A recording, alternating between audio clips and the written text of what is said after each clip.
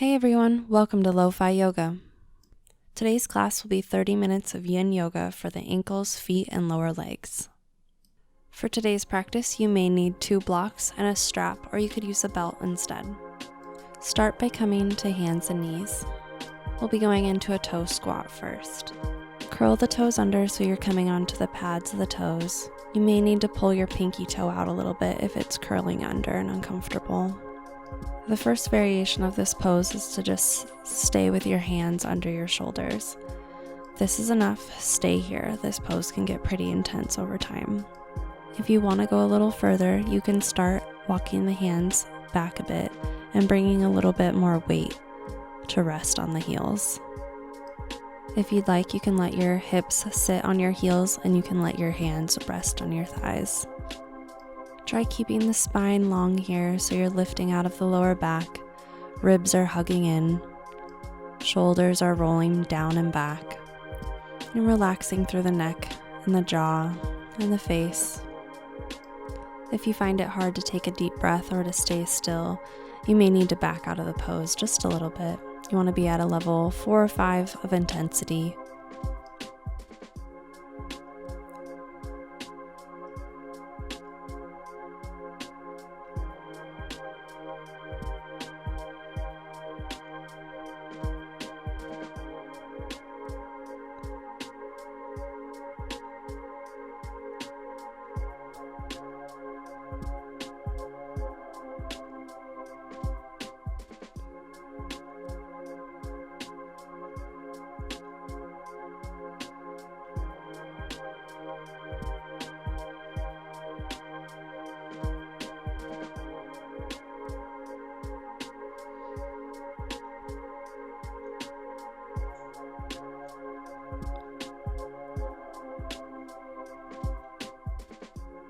Slowly bring the hands back under the shoulders, bringing the weight off the heels.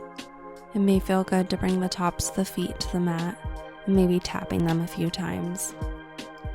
We'll be moving into an ankle stretch next, so we don't have to go far, but you may want a block or a blanket close by.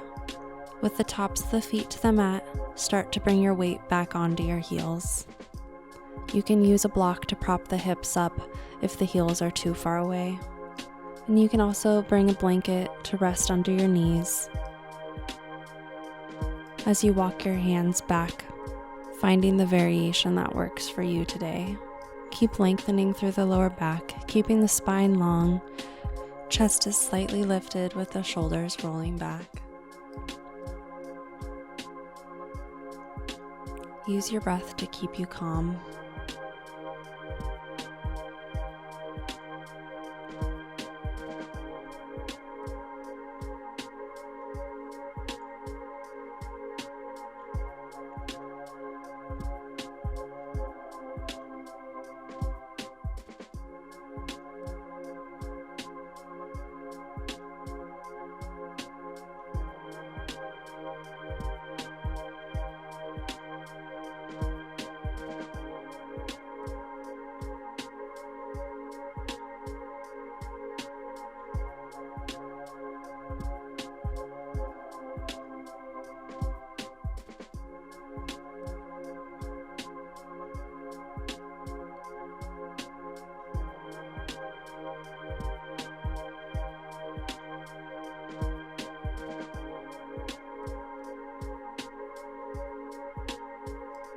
Slowly come out of the pose. You can remove your props and come back to hands and knees, taking any ankle rolls or little movements with the feet that feel good to bring some blood flow back.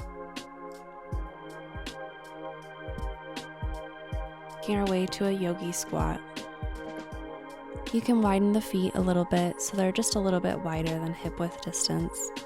Bring the heels in and point the toes out so they're at about a 45-degree angle. You can walk your hands back, coming into a yogi squat.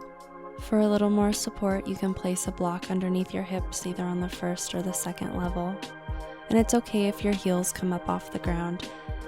As your lower legs become more flexible, the heels will get closer and closer to the ground. Hands can come to heart center in prayer position, and you can use the elbows to help widen the knees a little bit. Try to keep the spine long with the chest lifted, shoulders are rolling back. And try to relax as much as you can in this pose, letting gravity do most of the work.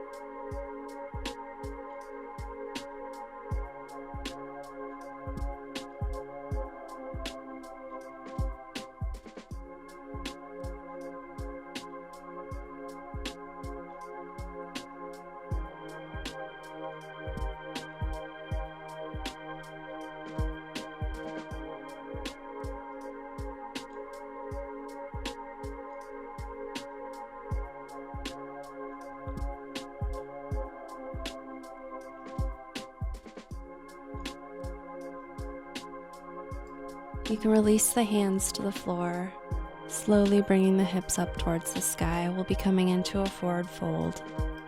Bring the toes in so the feet are parallel to the long edges of the mat. And let the upper body be heavy. It may feel good to let the upper body dangle, or you can clasp onto opposite elbows, finding the variation that works for you today. Try to let go of any tension in the neck and the shoulders. Let the head be heavy.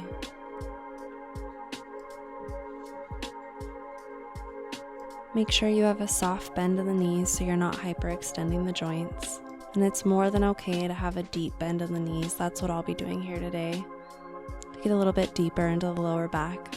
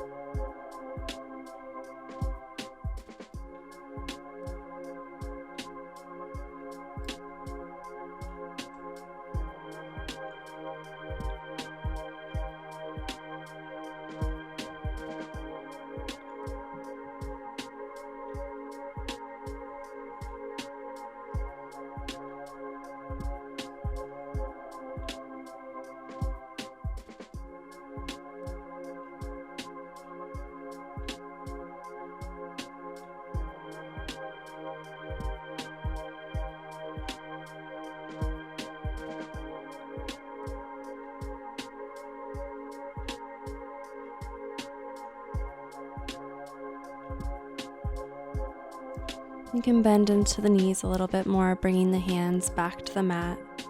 You can bend into the knees until the hips rest on the ground. And make your way to lie down on your back. And you'll want to have your strap nearby for the next few poses. Bend at the knees, bringing the feet flat to the floor. Taking your strap or your belt, loop it around the ball of your right foot. You can extend that right foot up towards the sky, and you can play around a little bit, either flexing the foot or pointing the toes up towards the sky, finding the variation that feels nice for you today. Flexing the foot will bring the stretch more to the back of the calf, where pointing the foot will bring the stretch more towards the front into the shin. Make sure that there's a slight bend in the knee. You're not hyperextending through the knee joint. And you may want to adjust the height at which you hold on to the strap or belt. Sometimes it can feel good to hold on a little bit lower so your upper arms can rest on the mat and use a little bit less arm strength. You want to keep drawing that right leg in towards the chest and stay relaxed through the neck and shoulders. We'll be here for about 2 more minutes.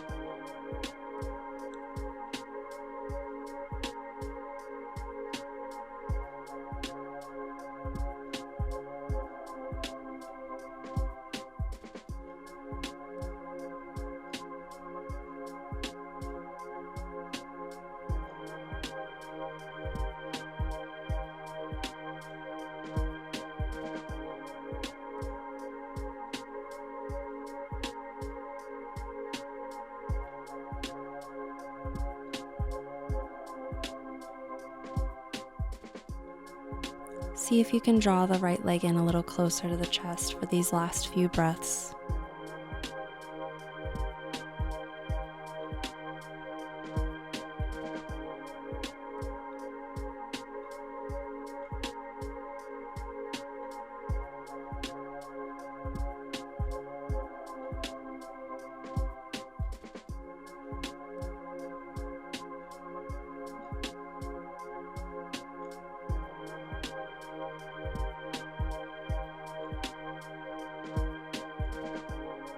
For our next pose, we'll be moving into leg stretch number 2. Keep holding the strap, but move it to your right hand. So keeping the weight evenly distributed between your right and left side, start to lower the right leg over towards the right side of your mat. And you can use some blocks here to close the space between your leg and the floor if it doesn't quite reach. And you can play with the angle of the leg, either bringing it up a little higher towards the head, or keeping it at about 90-degree angle, whatever feels good for you today. And make sure that you're not rolling onto your right side, so keep pressing into that left hip and left shoulder. And even though you're holding onto the strap, try to relax through the upper body. Notice if there's any tension through the shoulders and the neck and the jaw.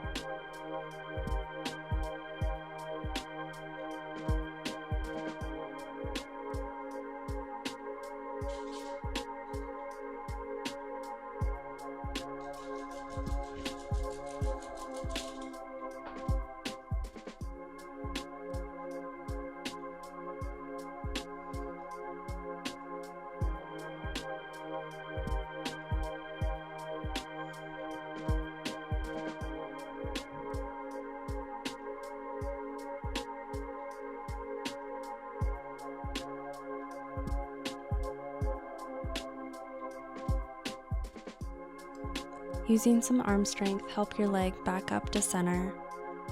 We'll be moving into leg stretch number 3, so you can bring your blocks, if you're using them, to the left side of your body.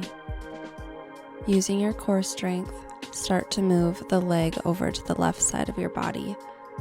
You can start to transfer the strap into the left hand, and eventually let your legs settle on the blocks or down to the floor if it reaches. Try to keep the spine long and press the right shoulder down into the ground, so you're coming into somewhat of a twist, but also stretching through the right IT band and all the way down into the ankle and the foot.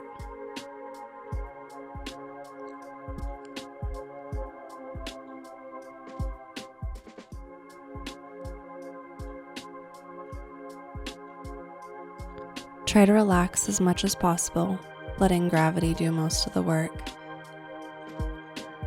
If your left hand is getting tired, you can use your right hand to help hold onto the strap. I like to tie knots in my strap so I have something to hang on to, so that's always an option.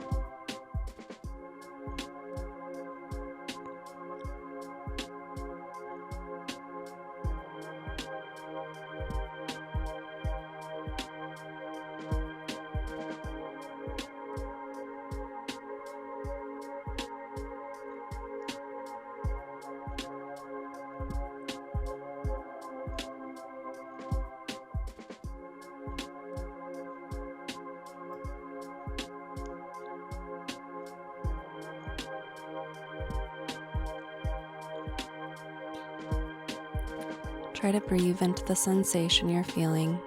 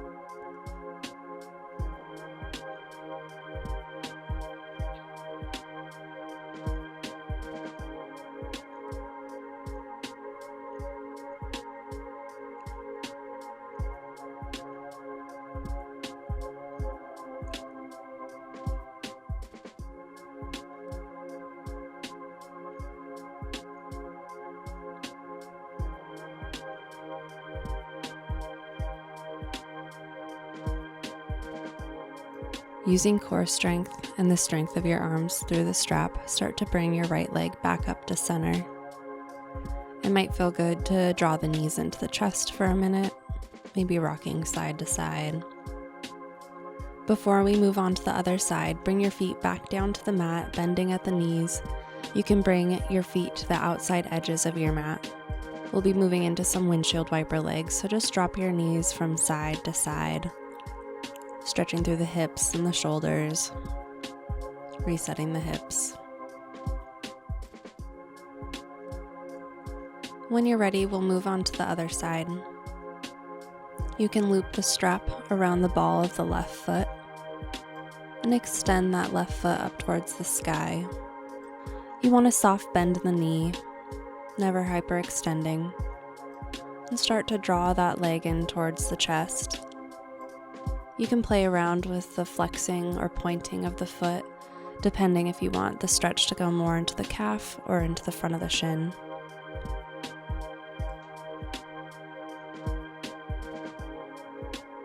And even though the arms will be working, try to relax the upper body as much as possible, letting the shoulders rest on the floor. The back of the neck is long and not craning up.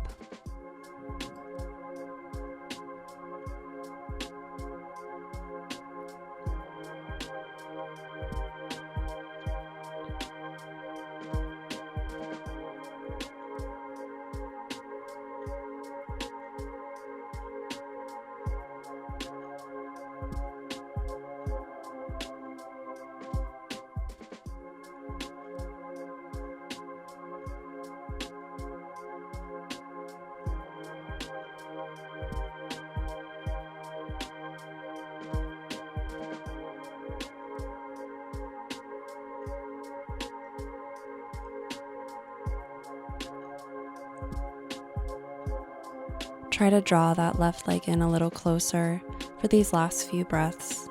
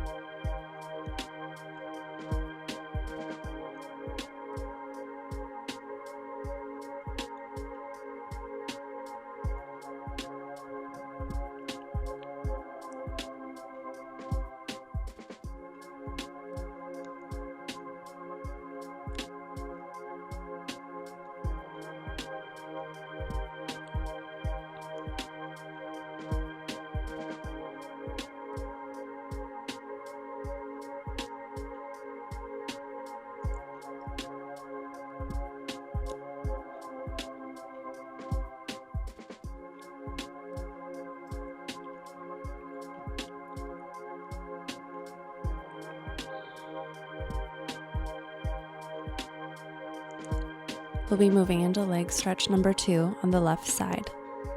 So your blocks may already be on the left side of the mat.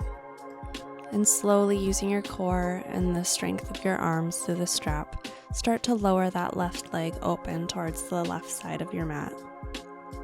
You can have a slight flex in the foot, and you can play around with the angle of the leg, either bringing up a little higher towards your shoulders or down lower towards your feet. Whatever feels good today, take what you need.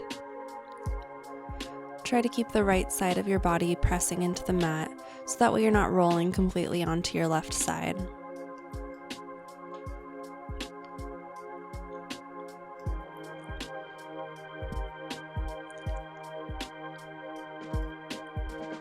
Keep a calm, steady breath, using your breath to help your body stay calm. And if you notice you can't take a deep breath, it may mean you need to prop the blocks up a little closer to the hip or up a little higher, so there's a little bit less intensity.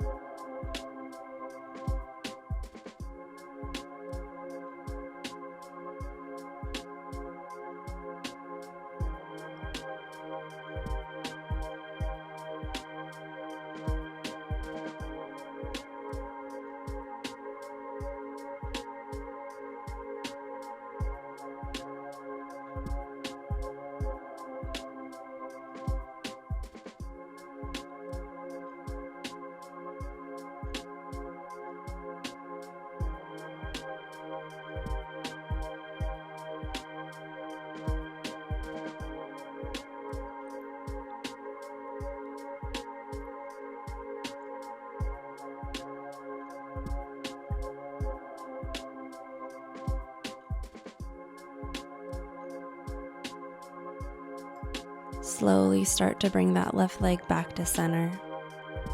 We'll be moving on to leg stretch number 3. Now slowly move that left leg over towards the right side of your mat. You may need to move your blocks over if you'd like to prop your leg up. And maintaining that soft bend in the left knee, you can play around with the height of the left leg, bringing it up a little higher towards your left shoulders or below your hips, whatever feels good today. And if you need a little more support with the blocks, you can move that block up towards the thigh instead of lower towards the ankle. And you can lift them up onto their higher levels.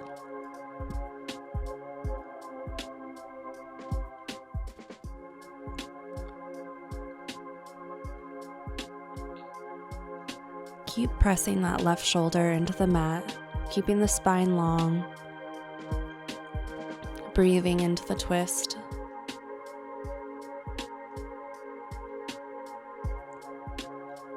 Try to stay relaxed through the neck and shoulders, letting the upper body be heavy. Letting gravity do most of the work.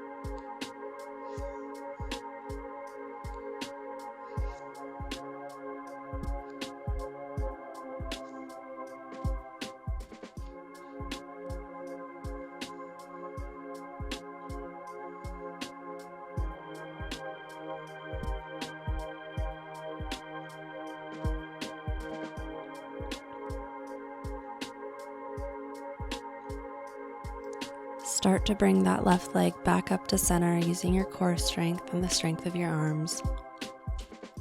You can draw the knees into the chest for a moment, maybe rocking side to side. Bring your feet back down to the mat, and you can widen the feet to the outside edges of your mat. We'll be moving into windshield wiper legs again. So drop both knees over towards the right side of your mat before dropping both knees over to the left side of the mat. And just go back and forth at your own pace, feeling into that stretch, resetting the hips.